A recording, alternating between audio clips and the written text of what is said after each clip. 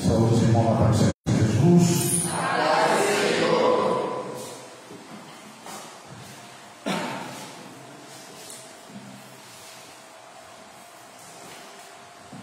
Glória a Deus.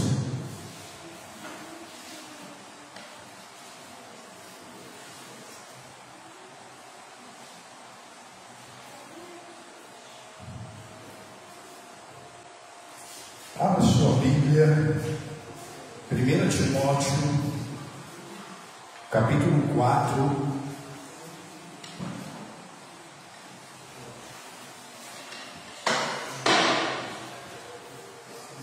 Timóteo, capítulo 4, versículo 1 ao 4.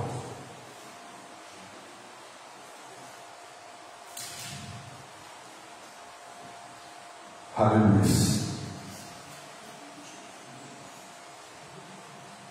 Diz assim a palavra do Senhor: mas o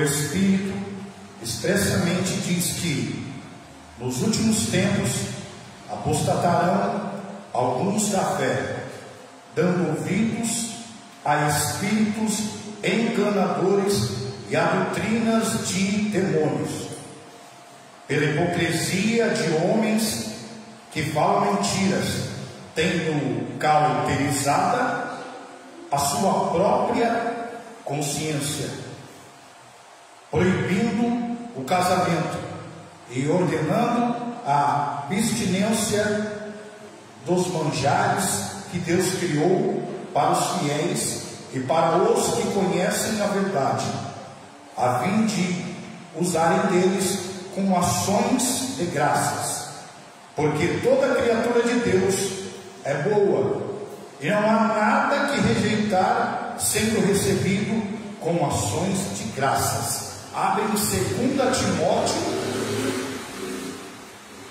capítulo 3. 2 Timóteo, capítulo 3.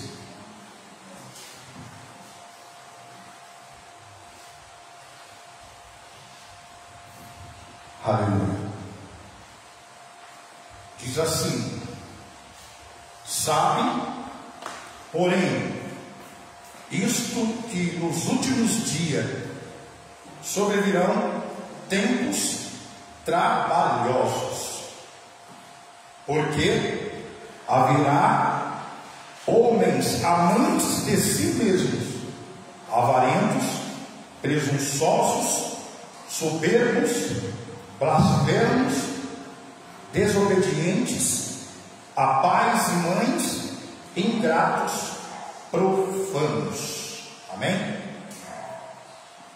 Eu coloquei alguns versículos para algumas pessoas enquanto a pastora Elsa estava orando, para que pudesse adiantar o versículo a qual os irmãos possam estar lendo, em nome do Senhor Jesus. Mateus, faz favor para mim, por favor, meu irmão.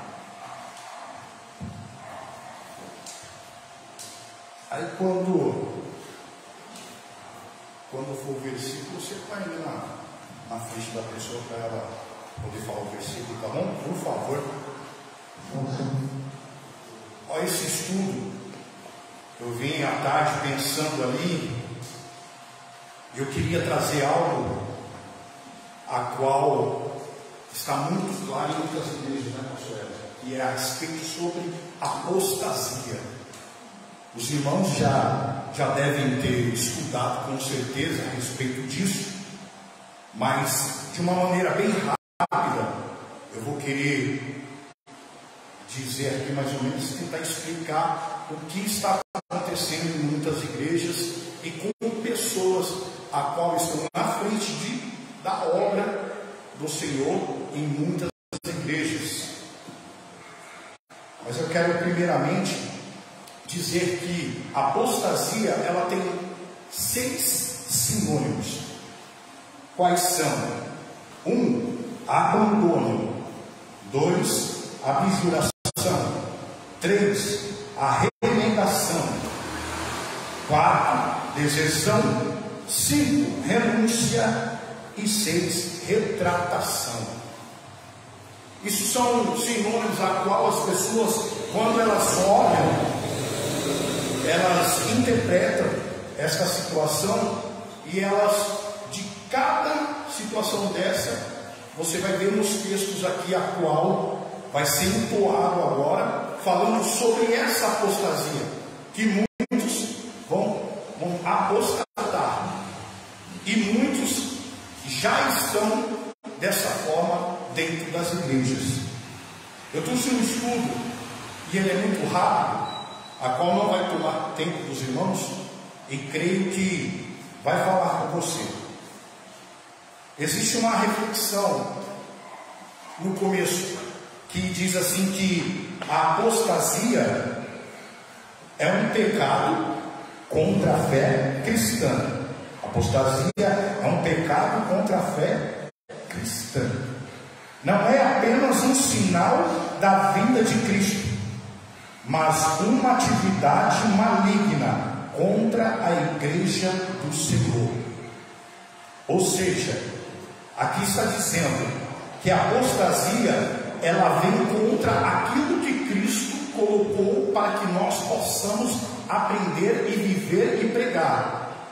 Então, como começa tudo?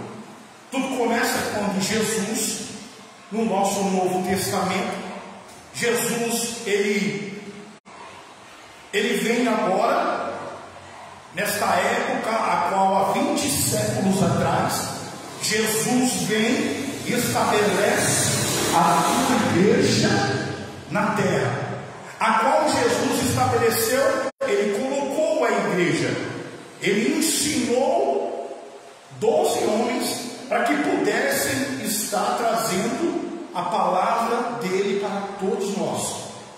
Então, quando Jesus estabeleceu, ele precisava de um exército, e ele não precisava de muitas pessoas. Então, o que ele fez? Ele preparou 12 homens.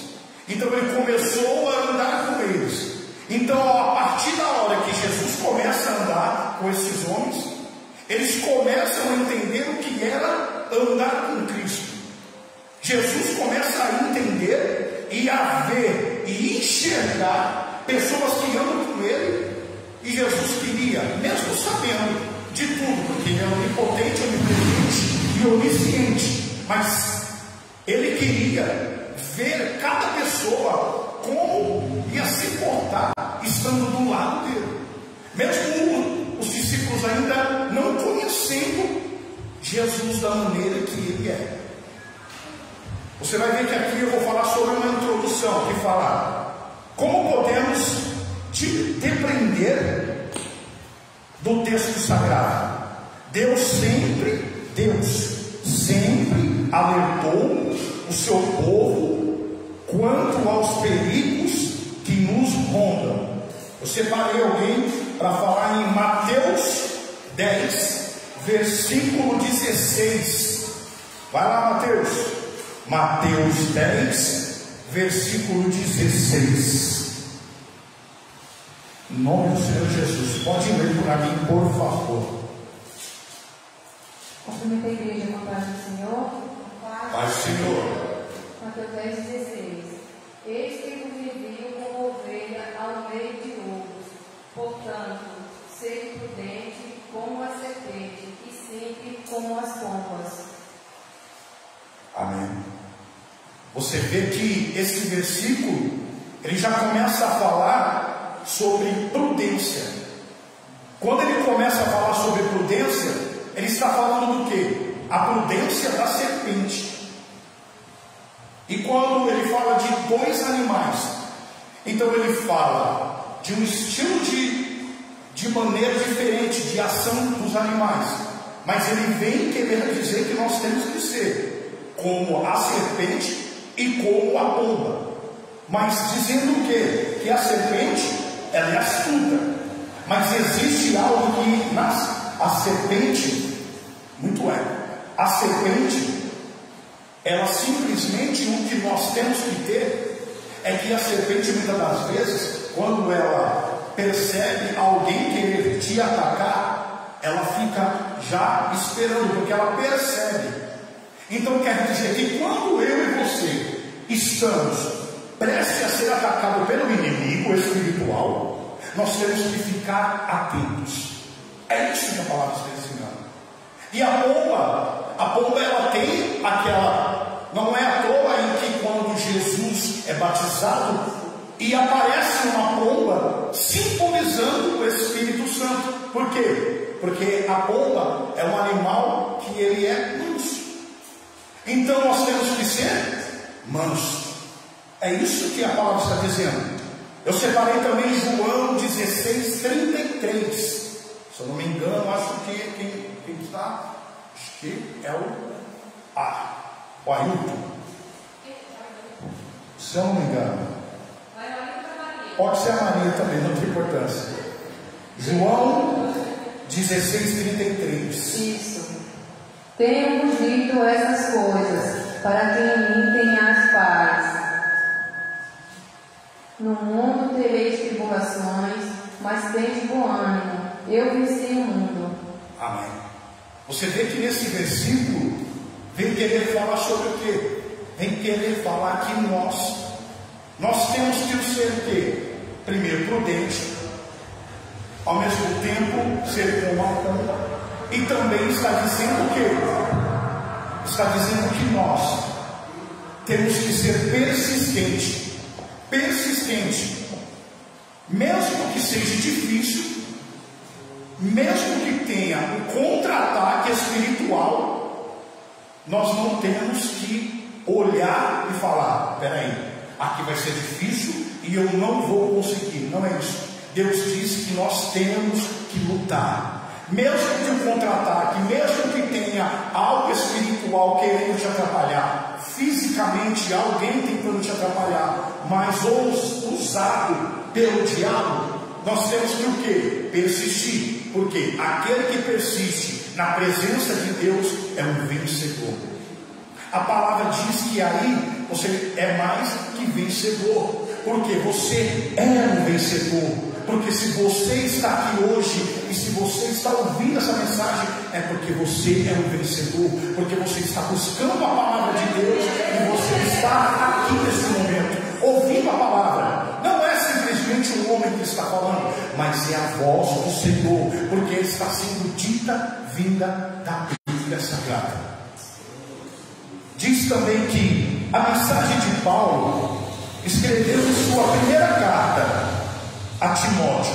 Você vê que a primeira carta nós estamos falando sobre duas cartas, e que na verdade, engraçado disso, interessante na verdade, a palavra mais exata é que estes dois nós chamamos de livros, mas na verdade são duas epístolas, a qual nós conhecemos como carta. Porque foram duas cartas, 1 Timóteo e 2 Timóteo. Então quer dizer que foi feita a primeira carta e a segunda carta. Quando?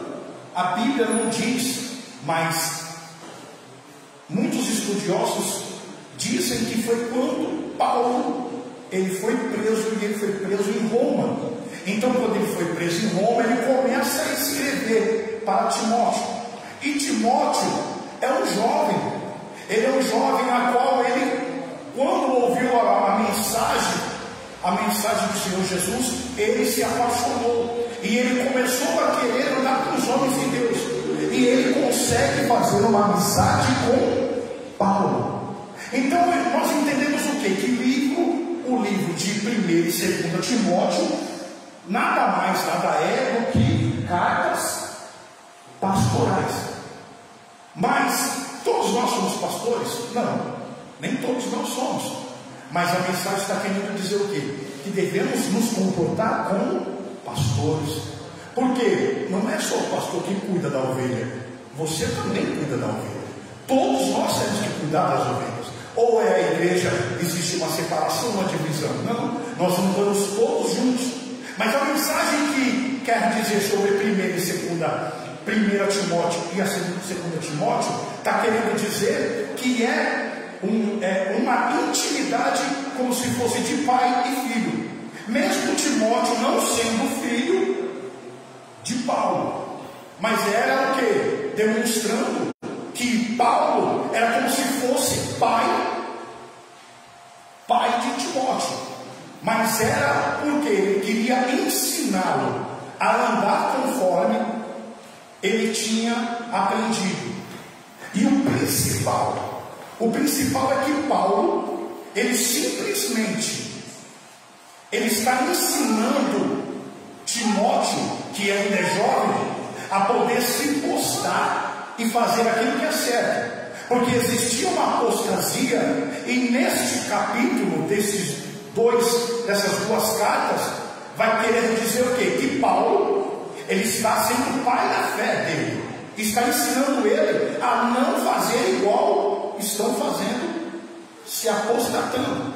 Porque ele manda Timóteo para Éfeso, e Éfeso era uma igreja a qual Paulo tinha levantado, a qual Jesus levantou na terra, e Paulo veio e começou a cuidar. Paulo era um homem acelerado, era como se fosse, vamos dizer, virado na Eucarina, na pilha. Ele corria e abria igreja atrás de igreja.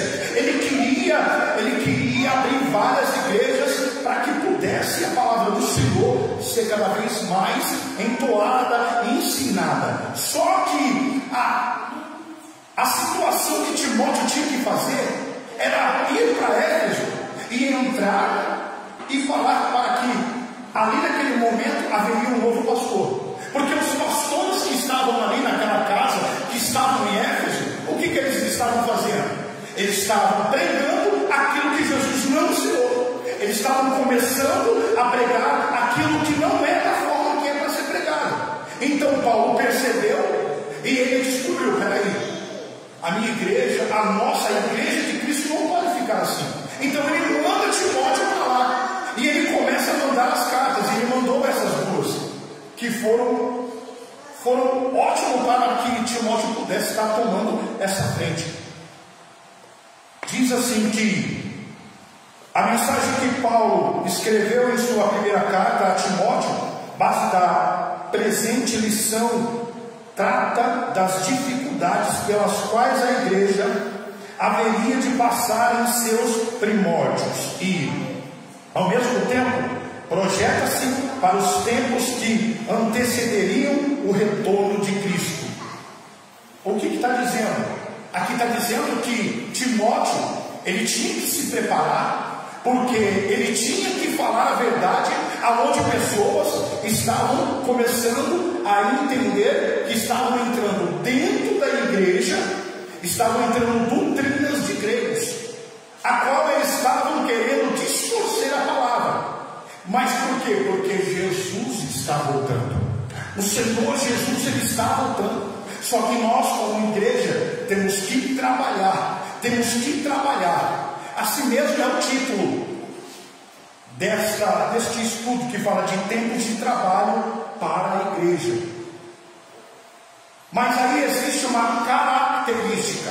Quando fala de característica, você está dizendo, não está falando da parte física, nós estamos falando espiritualmente. Você pode falar que o pastor Luiz Labareda, ele tem um cabelo preto, ele é gordinho. Não é isso. Está querendo dizer de característica espiritual. Está falando sobre característica dos últimos tempos. É sobre isso. Então vai falar sobre a apostasia, que vai falar aqui: mas o Espírito expressamente diz que nos últimos tempos apostatarão alguns da fé, dando ouvidos a espíritos enganadores e a doutrinas de demônios, que foi o que nós lemos. A apostasia constitui-se no abandono premeditado e consciente da fé cristã. É uma característica marcante dos últimos tempos, conforme alerta-nos Paulo. Foi o que a gente estávamos falando. Aí vem falar sobre a apostasia na igreja. De acordo com a Bíblia de estudo pentecostal, aqui sobre a Bíblia pentecostal, que eu já li, o estudo dela é boa, é parecida com essa que eu tenho, que é a aplicação pessoal. Aí está falando, de acordo com a Bíblia de estudo pentecostal, há dois tipos de apostasia: a teológica e a moral. Na primeira, observam-se desvios doutrinários. Na segunda, comportamentos contrários à santidade requerida por Deus em sua palavra. Se eu não me engano, eu separei Hebreus 12:14 para alguém. Hebreus 12:14. Hebreus 12:14 fala assim: seguir a paz com todo e a santificação, sem a qual ninguém verá o Senhor. É isso aí. Viu só? Não adianta, naquele tempo, Timóteo, ele viu o quê? Quando ele chega na igreja, pastor, ele começa a olhar, Timóteo começa a olhar, ele como pastor, tentando ensinar o que era certo, porque estava ensinando errado. Ele começa a perceber que naqueles cultos não havia fé, não havia pessoas que pregavam o que Deus queria, que era nos ensinar a fé, que tudo que nós devemos fazer, temos que ter fé. E eles queriam distorcer Deus. 1 Pedro 1,15. 1 Pedro 1,15. Aleluia. 1 Pedro 1,15 diz assim: mas como é santo aquele que vos chamou, sede vós também santos em toda a vossa maneira de viver. Aleluia. Você vê que Pedro, ele estava lutando para quê? Para que ele também pudesse falar que a igreja tem que ter a santidade, que não é de qualquer maneira que nós devemos servir a Deus.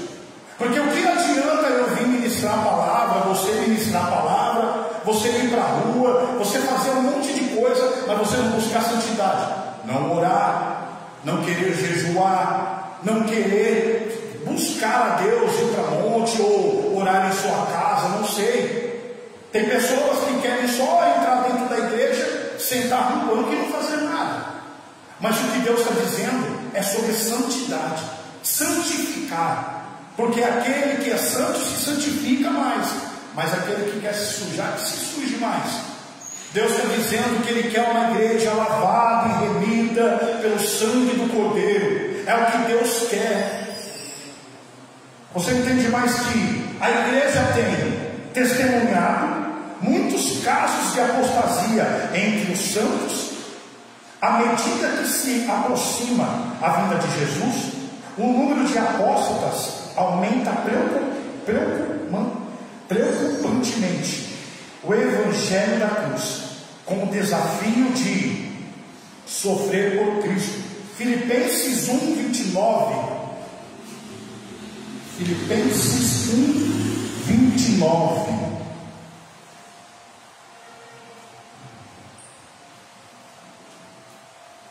Aparecendo. Pai do Senhor.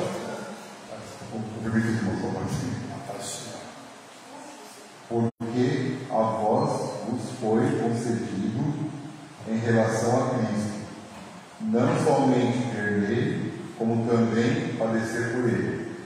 Amém. Então quer dizer que quando nós estamos com Cristo, Ele quer o corpo, Ele quer a mente, Ele quer você por inteiro. Ele quer uma vida que seja em Cristo Jesus, que não pode ser uma mente pensando no mundo e pensando na igreja, pensando no mundo e pensando na igreja. Ele quer um povo a qual possa se entregar totalmente para Ele. Está falando de renunciar ao pecado. Romanos 8:13. Romanos 8:13. Aleluia. Está falando sobre renunciar ao pecado.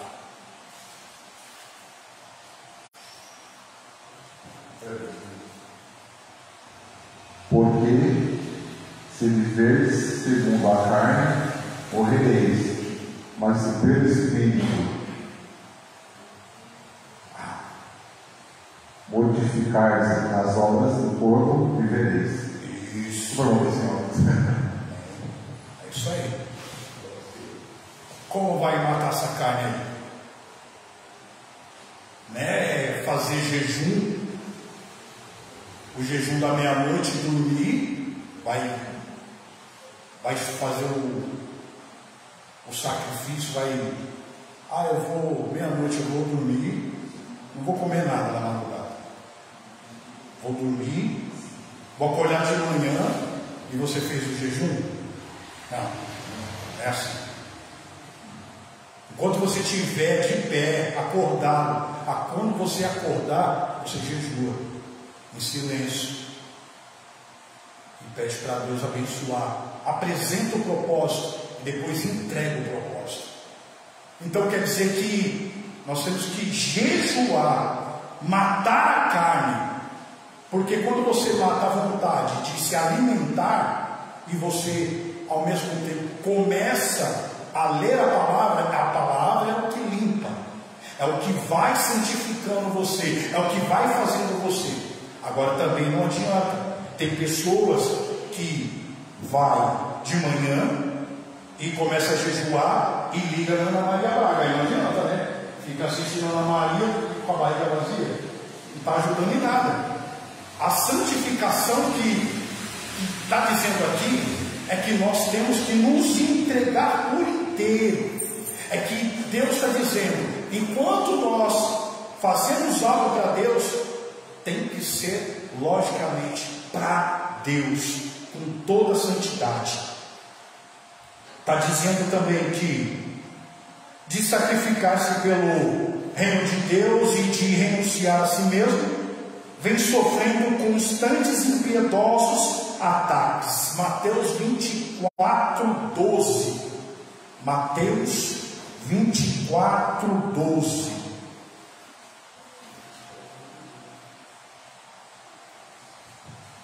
E por si multiplicará a iniquidade, o amor de muitos se esfriará. É isso aí. Sabe o que está acontecendo?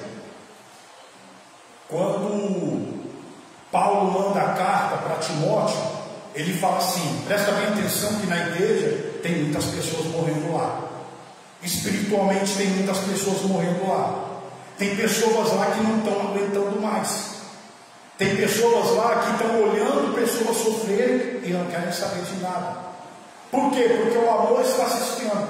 Você vê que aconteceu essa situação na praia, no litoral norte, e você não vê quase ninguém daqui comentando, você não vê ninguém falando, você não vê ninguém se importando. Por quê? O amor está se esfriando.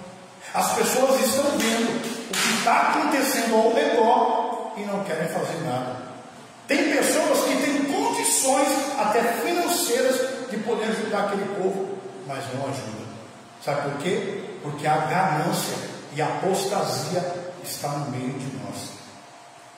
Diz também, em continuação de 2 Timóteo 3, do 1 ao 5 e do 4 ao 3, que nós lemos, diz que a Bíblia afirma que nos dias que antecedem a manifestação do Anticristo ocorrerá uma grande onda de apostasias.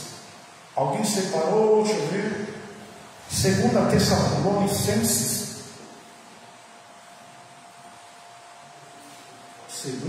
Tessalonicenses 2, do 3 ao 4. Ninguém de maneira alguma os engane, porque não será assim sem que antes venha a apostasia e se manifeste o homem do pecado, o filho da perdição, o qual se opõe e levanta contra tudo o que se chama Deus, ou se adora, de sorte que se assentará como Deus no templo de Deus, querendo parecer Deus. É isso aí. O anticristo, ele já está, creio eu, que no meio de nós. Ou não, mas creio que possa ser que já esteja. E aí o que acontece? Ele já está condenado. Como diz, ele já está condenado. Só que o que está acontecendo? Pessoas que estão no meio da apostasia estão pregando da forma que eles querem. Vamos lá. Você vê quantas igrejas que estão abrindo, a qual os púlpitos deles, que não são sagrados, estão colocando homens sexuais para poder pregoar, pregando heresias.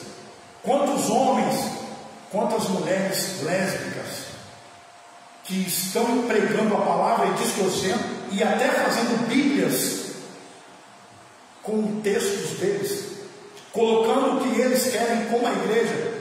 Quantas pessoas você não conhece que quando você faz um convite para uma pessoa a qual tem esse problema, que você chama ela e ela fala: não vou naquela igreja, eu vou na outra, a qual o pessoal me aceita. Por quê? Porque lá eles ensinam aquilo que eles querem ouvir.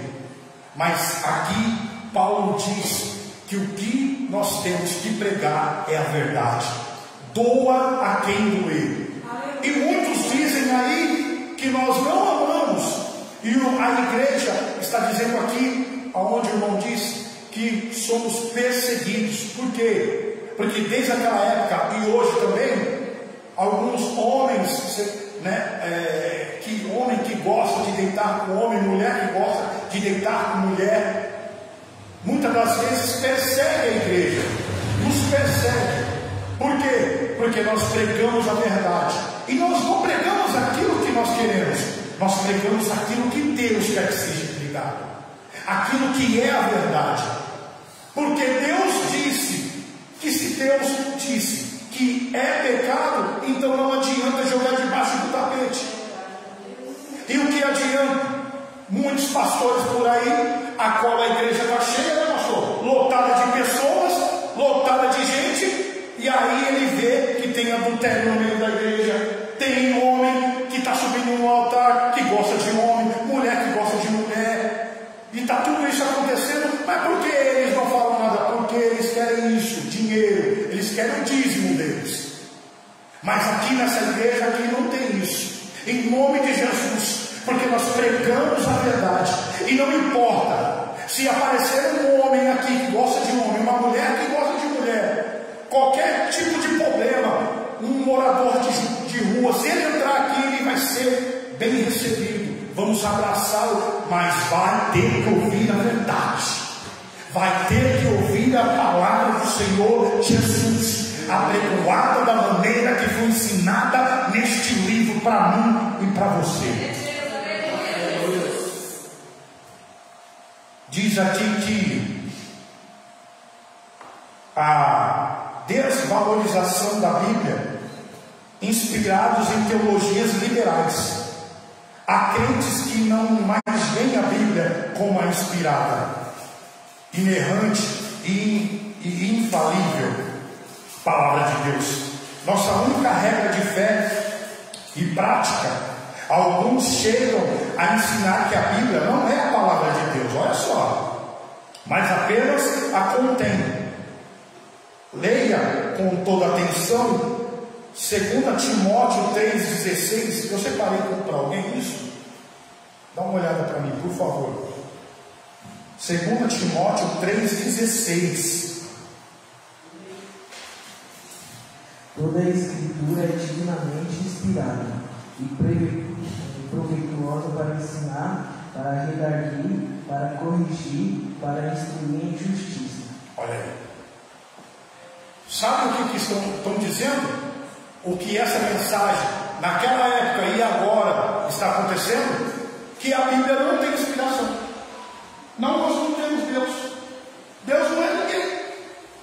Estão pensando que é Matusalém, que é Buda. Não, não. É Deus, irmão. Nós servimos a um Deus Altíssimo, a qual inspira sim, a qual está fazendo com que eu e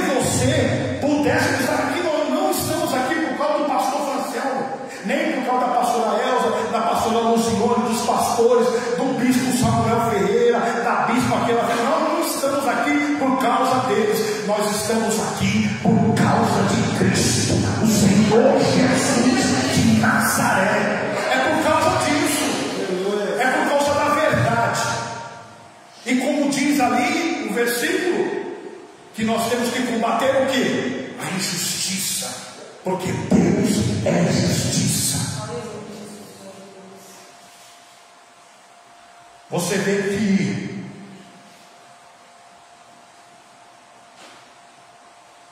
aqui vai falar sobre nossa única regra de fé e prática. Alguns chegam a ensinar que a Bíblia não é a palavra de Deus.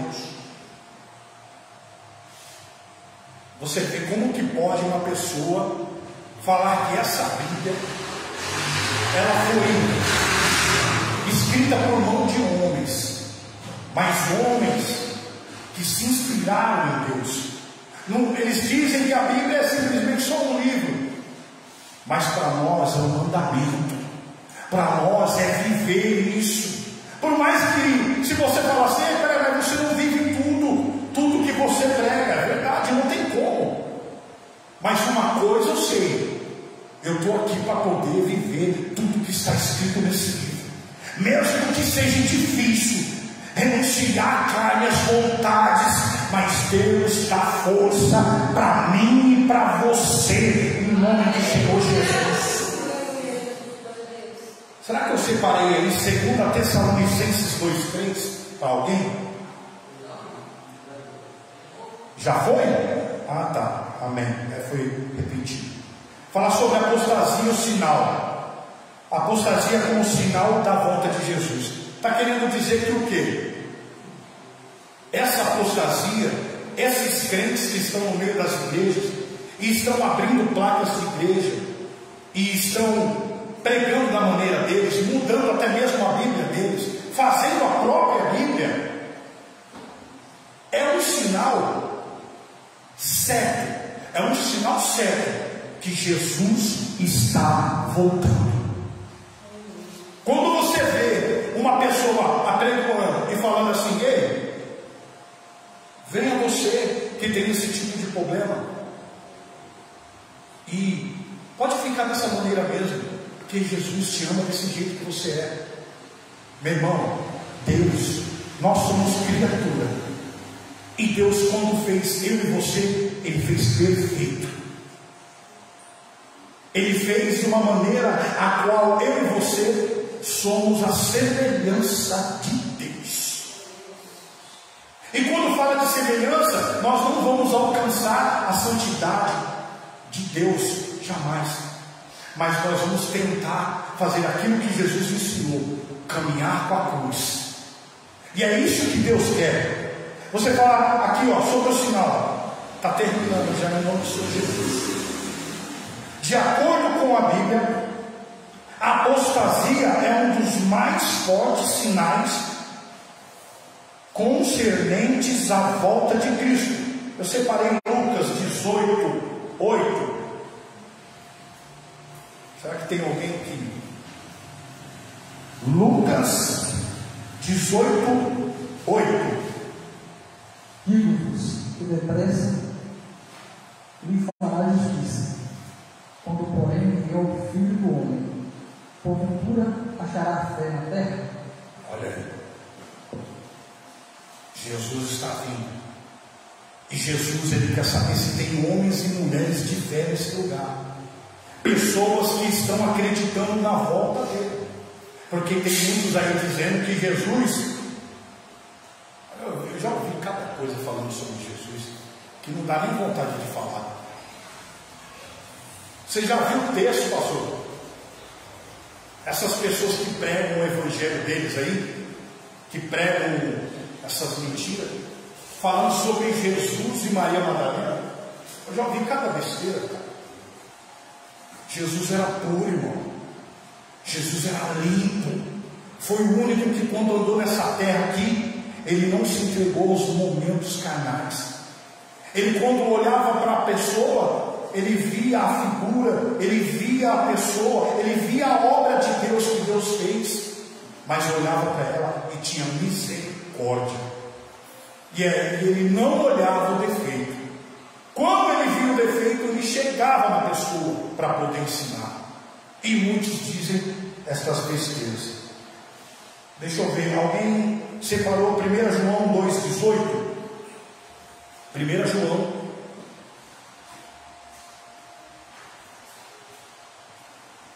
1 João 2,18.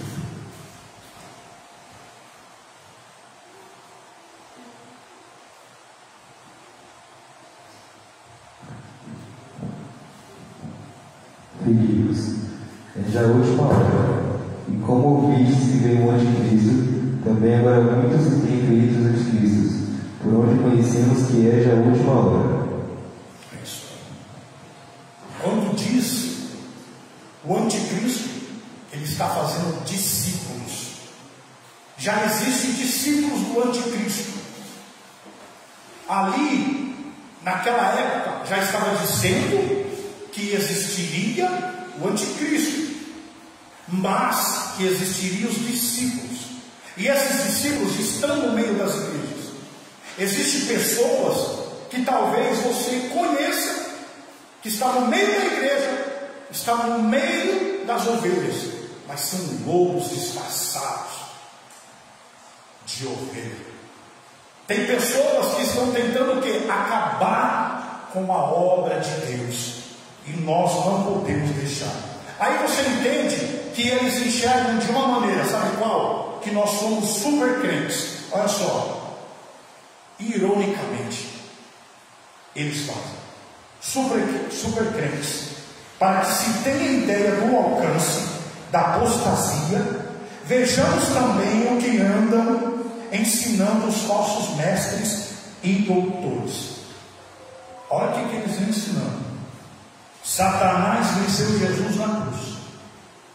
Eu já ouvi pessoas falando isso. Aonde que Jesus perdeu para Satanás? Satanás está condenado. Nunca, jamais, em tempo algum, vá ao Senhor dizendo: se for da tua vontade. Não permita que essas palavras destruidoras da fé saiam de sua boca. Você vê que a mensagem está dizendo que, se for da tua vontade. Tem pessoas no meio da igreja que falam isso. Acho que talvez até eu já falei sem saber. Se for a vontade de Deus, né? A gente fala isso direto, não é verdade? É verdade, meu amor, eu peguei no ar, é verdade, eu falo também. Nós estamos apostatando, nós estamos errados. É a vontade de Deus que aconteça a obra dele em nossas vidas. Não é se for a vontade dele, é a vontade dele. Não é se for, porque Deus quer e Deus vai fazer a obra em nossas vidas, na nossa família e de todas as pessoas que querem aceitar a Jesus como seu único, suficiente e salvador. Não é se for a vontade dele, não. Eles querem, essas pessoas, que nós possamos estar falando, se for a vontade de Deus, não, vai ser a vontade de Deus em nome de Jesus. Você vê que uma simples palavra que a gente fala e a gente não tem noção, pastor. Às vezes a gente fala isso. Se for a vontade dele, é a vontade dele. Porque nós aprendemos assim, porque achamos o quê? Não. Se for a vontade dele, porque eu estou colocando para Deus, né? Estou colocando para o Senhor Jesus. Espera aí, o senhor sabe, se for a sua vontade. Não, está errado. Ele tem vontade sim, e ele vai fazer o algo sobrenatural em nossas vidas, como ele já está fazendo. Não permita que essas palavras destruidoras da fé saiam de sua boca. Olha só, Deus precisa receber permissão para trabalhar neste reino, deste reino terrestre do homem. Vê que forte. Você vê como que é? Sim, você está no controle das coisas. Sabe quem está no controle das coisas? É Jesus, irmão. Talvez não esteja acontecendo tudo da maneira que nós queremos, mas Deus está no controle de todas as coisas. Infelizmente, há muitos incautos dispostos a aceitar semelhantes blasfêmias. Não nos enganemos, Deus está no controle de tudo e não precisa de permissão humana para atuar, quer na história das nações, quer na vida de cada um de nós. Ele é soberano e tudo tem de ser feito de acordo com a sua vontade. Quanto ao diabo, foi este vencido para sempre na cruz. Aleluia. Olha só, olha outro pensamento: perdoar a Deus. Alguns falsos doutores chegam ao cúmulo de ensinar que se deve perdoar, inclusive a Deus. Olha que loucura! Pois às vezes ele não cumpre suas palavras, causando ressentimento nos que buscam. Por isso, segundo recomendam, devemos submeter-nos à chamada cura interior e à regressão espiritual. Ora, os tais doutores deveriam saber que a palavra de Deus é infalível e que Deus é santo. Por conseguinte, quem precisa de perdão e arrependimento é o homem e não o Todo-Poderoso. Portanto, seja Deus verdadeiro e todo homem mentiroso. Porque tem muitas pessoas dizendo, e eu já vi uma pessoa pregando, e uma pessoa que tem estudo, professor de hebraico, e ele pregando, e ele falou, no meio do culto, pregando, ele falou assim: ei, Deus já te decepcionou em alguma coisa? Ele já fez alguma coisa que você não gostou, ou você ainda está esperando? Aí alguém falou: já, eu peço perdão então para você. Eu já vi gente pregando isso.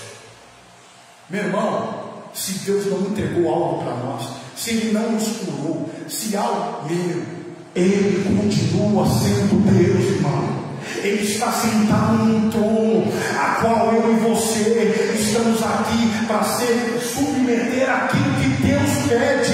E não importa, não é eu e você que vai falar: não, Deus, eu quero hoje, e é hoje que o Senhor tem que entregar. Não, Deus é Ele sabe de todas as coisas. Se Ele não entrega agora é porque Ele sabe de alguma coisa que pode acontecer, porque Deus é Deus na minha vida e na tua. E se for a hora dele te abençoar naquilo que você precisa, Ele vai entregar. Aleluia. E para terminar, glórias a Deus. Abre para mim Romanos 3:4. Eu deixei alguém aí com Romanos 3:4 ou não? Aqui, ó, olha lá. De maneira nenhuma, sempre seja Deus verdadeiro e todo homem mentiroso, como está escrito, para que seja justificado em boas palavras e vença quando for julgado. Viu? O homem é homem, certo? Eu e você. E Deus é Deus, irmão. Não tem essa. Se Deus falou, estou sentindo arrepio aqui. Se Deus falou, tem que fazer do jeito que Deus mandou. Se Deus quer assim, se Deus quer que você vá para a direita, vá para a direita. Se Ele quer que você vá para a esquerda, vá para a esquerda. Se Ele quer que você faça algo, ouça a voz de Deus e não queira fazer aquilo que você quer. Porque quando você faz o que você quer, você está sendo Deus. E Deus não gosta de dividir a glória dele com ninguém.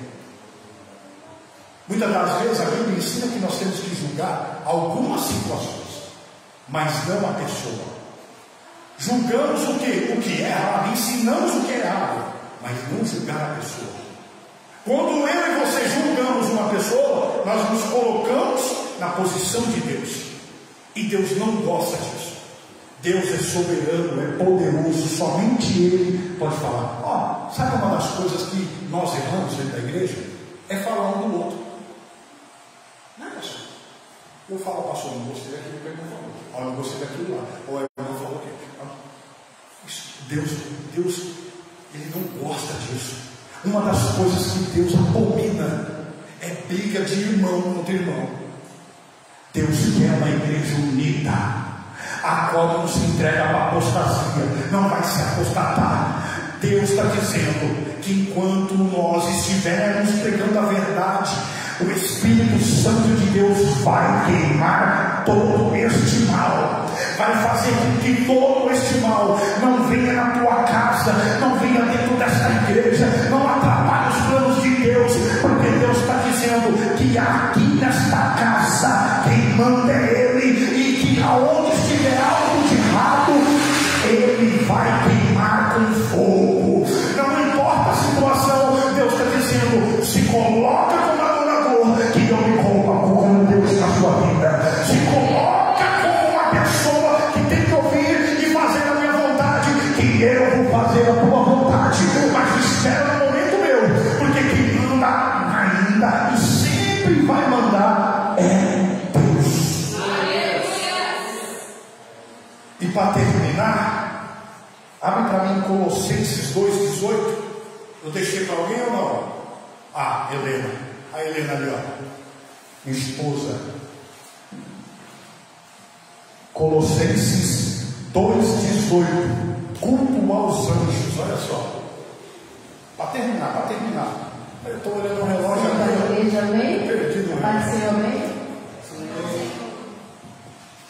Ninguém vos domine ao seu bel prazer com pretexto de humildade,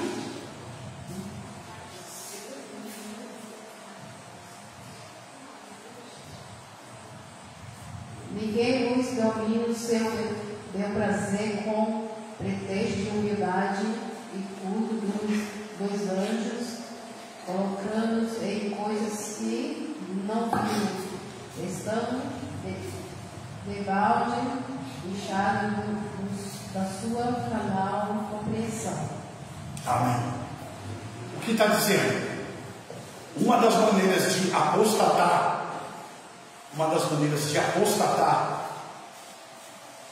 de fazer parte dessa apostasia, é muitos homens dizer que na porta da igreja tem um anjo, aqui tem um anjo, eu vi um anjo descendo aqui, eu vi um anjo ali, é o anjo do Senhor que veio. Meu irmão, anjo na Bíblia, e para que eu e você possam entender, os anjos, eles são adoradores.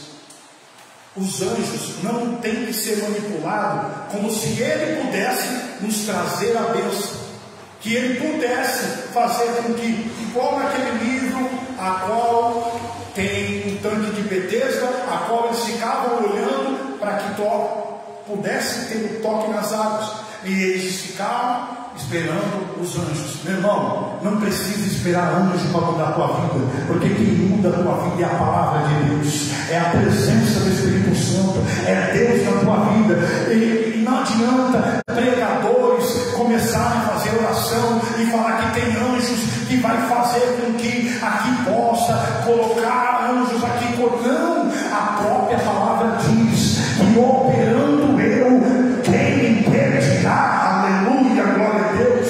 Deus está conosco, nós não precisamos de mais nada, porque a partir da hora que nós começamos a querer colocar outros deuses, querendo colocar outras situações, a apostasia vai entrando no teu coração e você não percebe. Sabe por quê?